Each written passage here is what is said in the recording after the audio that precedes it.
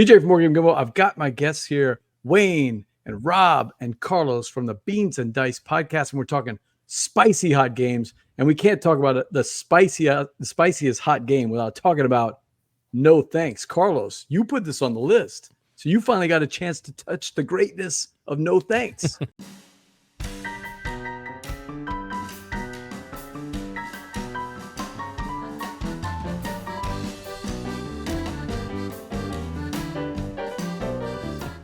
You know, we say that, but in its iterations, this game has been so ugly and looks so big box store, like It's right numbers. on its front. Right, it's numbers with some cards. pips, and I'm like, pass.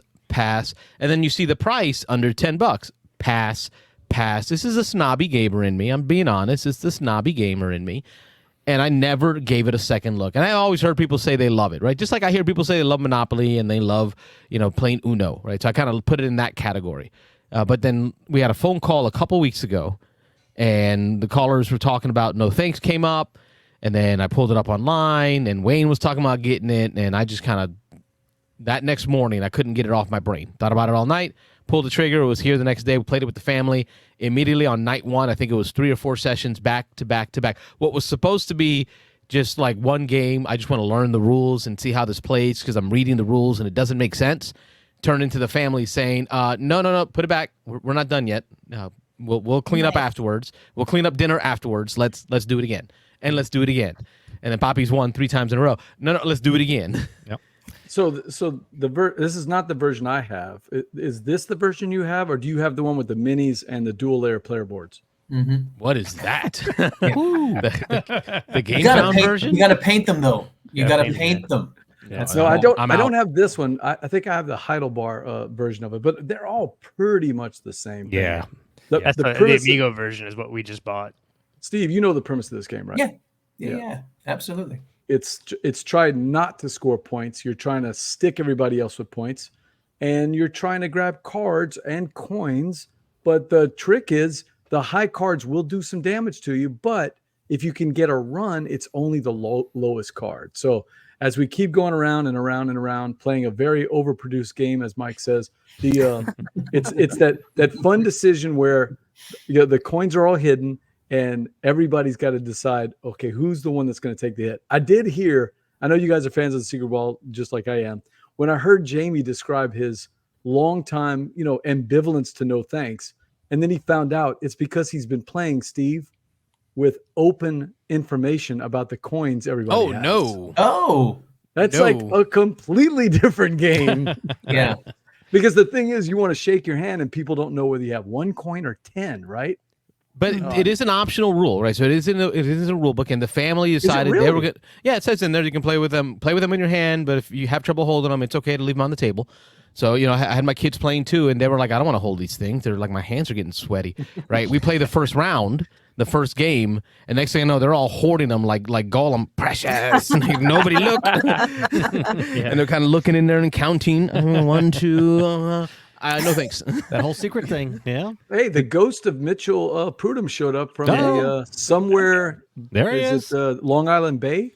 Do I have that my geography Yeah, he's right? somewhere by out the there. By the Meadowlands. Yeah, but he's in the Meadowlands. Yeah, Underneath the Meadowlands? Yeah. Yeah. He heard a couple of Lord of the Rings references, and his ear was ringing. He couldn't way help out, it. way out in Secaucus. He's all right. Man, this is like a Sobo 2023 reunion here. Meet That's up. what Yeah, That's what we're exactly. doing here. This is the example of the dangers of the live call-in show, because when you get people calling in to profess their love of how they game, you end up buying a lot of games. And I think Carlos and I are the worst at it. Like, we're literally be in the midst of the show, and while the person's talking about how they love No Thanks, I'm on Amazon, I'm on other sites. And this- add to cart, buy it now. Right? And Hey, this is a Wayne. game that on Board Game Arena, I just want to pop in there that I think that's why we're hearing more about this. I had never played this game until about a month ago, and I was just kind of surfing through Board Game Arena looking for some games. And I was like, oh, No Thanks, I've heard of that before. Let's pop in. I started playing with random people online, and then I started talking to people in our group, and I set up a couple of games. People jumped in, and all of a sudden now it's a popular game in the Beans and Dice group. So, yep. Yeah. Well, I'll Took you tell all, you, took you all a long time to say yes, please, and no thanks. Yes, there you Yes, go. please. Yeah. so the greatest thing ever That must be happened the to me. subliminal messaging of it. Like every time I saw Yeah. it, I was like, man, not today. No thanks. Right. Like maybe they don't know that by calling it that and put it in big, I don't know, 48 font red Arial black letters, I continue to say no. I mean, because I'm guessing this version, that's the chips that you play. Because mine are red chips. They look like little red poker chips. They're upgraded. These are more of a plastic, like a, I wouldn't call it Bakelite, but they're not like your plastic chips. They're thicker, Oh, and yeah. they have a little Black more beans? weight to them. They're not beans. They're Close. They're one side is flat, one side is Oh, curved. they're almost like Othello. Yes, like Othello pieces. Okay. Yeah. Okay. Now, Which now make I them know. harder to pick up and move around. I'll tell you that. And then they're very flat, so you can tell when you get your hands all sweaty, like because they go from flat to glossy. Like it gets pretty nasty when you start handing them around to people. Sweaty. Yes. Have you played Przinchik yet? Have you played that one? That version? Probably not, huh? No, not Yeah. yet. Probably Not yet. agnostic. We're I, getting I there. think that was the original German version. I think because it had to do with presents you were given, and you had to decide which ones to take or not. Hence the ribbon on there. You see the There you go. theming. Yeah, that makes sense. You're Well, trying that's to, no, so almost like a white elephant thing where you're trying to get someone else to get suckered into the bad one. that's Nice. no thanks. Fantastic game. It's always on me and Steve and Verla's list, or at least I don't know about Verla, but for sure me and Steve's list as stocking stuffer type gifts, or just got to have it in your travel bag. But if anybody wants to play with them, you can, like Rob said, we're going to destroy the board game universe by recommending that you try it on Board Game Arena. Exactly. Ruining board gaming. We have that version, what we call the aquarium stones. Oh, okay. Cool. That's Aquarium interesting. stones. Okay. That is no thanks. All right. Let's see what else we got here. Oh, yeah. I have a the good fatty one. in me would say if you covered them in like white little sprinkles, it would look like those chocolates you get at the movie theater, the snow caps. Oh, snow There you caps. go. That's what they're kind of shaped like, and I have trouble Okay. not wanting to. BJ.